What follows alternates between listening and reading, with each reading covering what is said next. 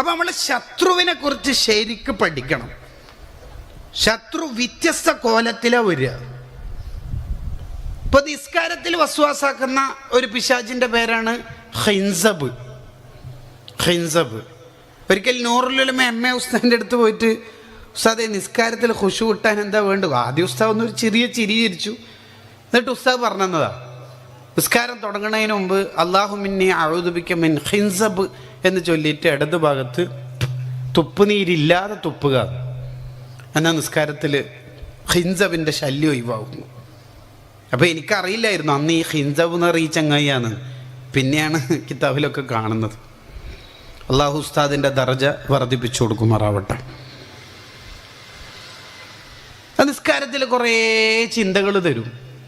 ചിലയൊക്കെ എന്തെങ്കിലും കാണാതായ സാധനം കിട്ടണമെങ്കിൽ നിസ്കാരത്തിൽ കൈയ്യട്ടിയാൽ മതി, സാധനം വരും. അബൂ ഹനീഫ റളിയല്ലാഹു അൻഹുവിനോട് ഒരാൾ വന്നിട്ട് ഒരു സാധനം കാണാത്ത വിഷയം പറഞ്ഞപ്പോൾ 2 റക്അത്ത് നിസ്കരിക്കും, ആ ബർക്കത്തുകൊണ്ട് അള്ളാഹു തന്നാലോ എന്നുള്ളിടത്തോളം ഇവർ കൈയ്യട്ടിയ ഉടനെ ഇബ്ലീസ് ഓർമ്മിപ്പിച്ചു കൊടുത്തു. കൈകൾക്കിയിട്ട് ഇവർ അബൂ ഹനീഫ തങ്ങളുടെ അടുത്ത് വന്നിട്ട് പറഞ്ഞു, കിട്ടീന്ന്, കൈ കെട്ടിയിട്ടേ ഉള്ളൂ കിട്ടീന്ന്. അത് ഇബ്ലീസിൻ്റെ ഒരു ചതിയാണ്.